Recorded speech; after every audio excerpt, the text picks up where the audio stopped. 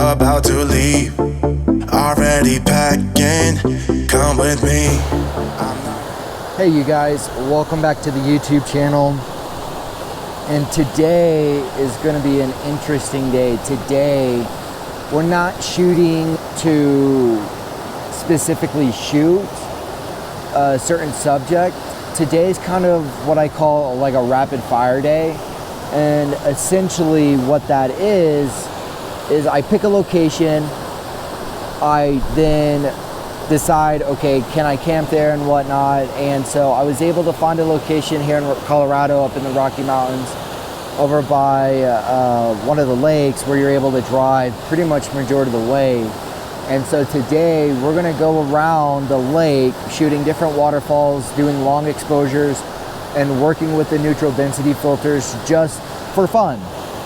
And maybe we'll get something that we could add to the portfolio, or maybe we don't, you know, it just gives us something to post or just to practice. And, you know, even if I leave today without having a photo, it's the practicality is what's important, right? So when I'm doing my classes, for example, and one of the assignments that I give everybody that is starting out with photography is to start shooting in manual everything. Your Kelvin, your shutter speed, your ISO, your f-stop, and even focusing. Okay? And then go out and for a week straight shoot 150 photos a day. Right now, that's actually being lenient. Like 150 photos is not a lot. If you've ever shot film, you know exactly what I'm talking about, especially when you had to make your contact sheets. So go out and do that. And then guarantee if you do that for a whole week, you will see small improvements because you're starting to train your eye to find stuff. And that's what we're doing today is we want to keep training our eye to be able to find different compositions working with different type of things, right? So right now I'm by this beautiful stream, and what we're doing is we're going to shoot the flowers right here and have the stream out of focus so that way these flowers will pop. And so what do we need to do that? Well, we know we're going to have to use a high f-stop, so maybe f4, see what that looks like. Maybe 2.8, open it all the way and see what we get, right? Different f-stops correlate to depth of field.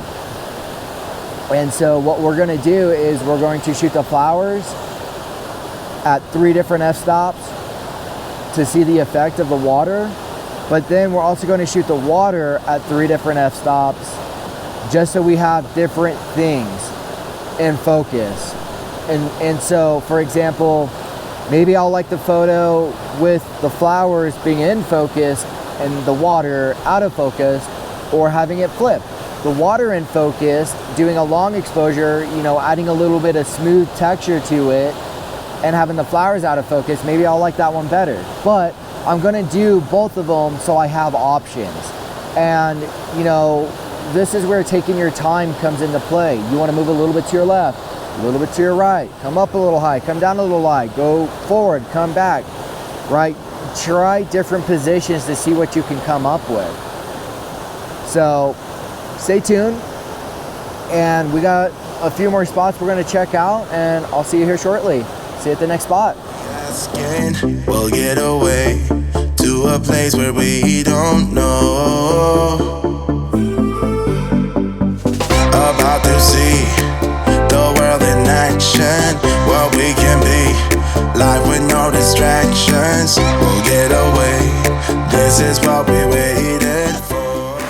All right, you guys, so we've been following this creek and we've been coming up, and I found this beautiful spot with, you know, these little waterfalls, some nice rocks, some tree lines, and then you have the glaciers and the mountain in the very back. And I really like how it creates layers. And even though there's no clouds in the sky, I mean, you have like this little plane flying right here. I like how it looks layered wise. And so what we're going to do is, I currently have my graduated filter on the lens, and what that is going to be dark to light, and so that's going to allow me to balance the upper brights with the lower foreground, having a nice beautiful transition. And that's going to allow me to pull more of a natural blue out of the sky because we're shooting on RAW.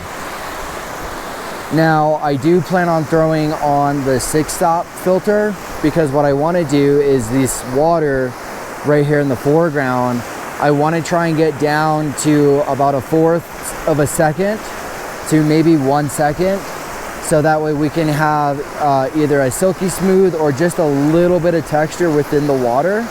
And then what I'm thinking in post-processing is maybe we can get these greens to pop a little and the blue to pop a little and create a nice layered photo, a nice layered photo sandwich, you know what I mean?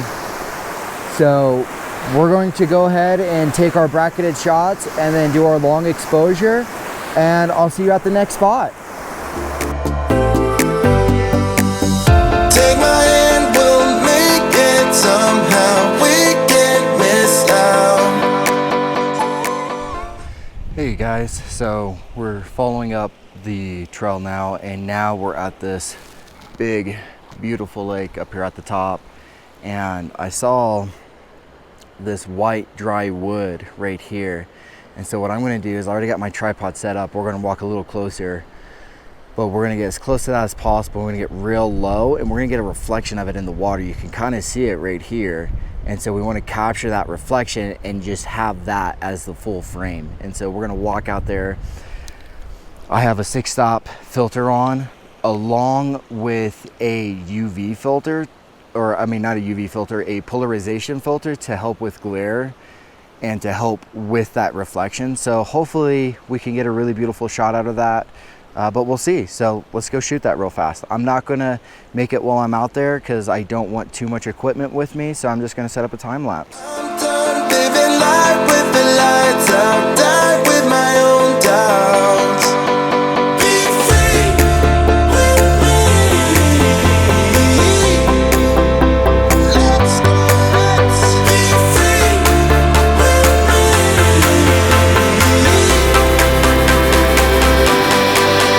Be free.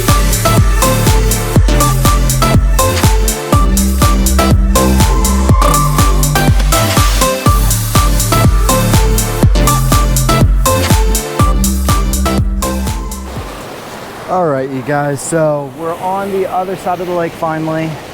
See it all the way over there.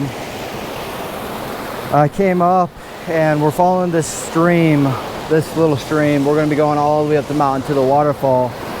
But I saw these flowers right here, and I really like how the white is kind of spinning. And that's gonna be really nice to do a photo of just the flowers with a long exposure of that we could potentially blend in post-processing. So what I'm going to do is I'm going to set up my camera and then do a time lapse, but I'll set up my camera to where we're shooting the flowers, and then we do a long exposure as the sun goes behind the clouds. We'll do a long exposure for the water that we could blend in later. So let's get to it. Not looking back, eyes on the freeway, Bonnie and Clyde, a classic cliche. We're on the run, this is what we waited for. Take my hand, we'll make it somehow. We can't miss out. I'm done living life. What is up, you guys? So I found a really beautiful spot. We're almost to the top of the mountain, but look at this. Oh my gosh, so beautiful with all the wildflowers, especially right here on the foreground. I mean, so many. They're so beautiful right now with this beautiful cloud coverage with nice diffused light. I love it. I don't think you can get any better than that. So I'm gonna let you embrace and enjoy this moment, but I'm gonna get a few shots and then we'll head back.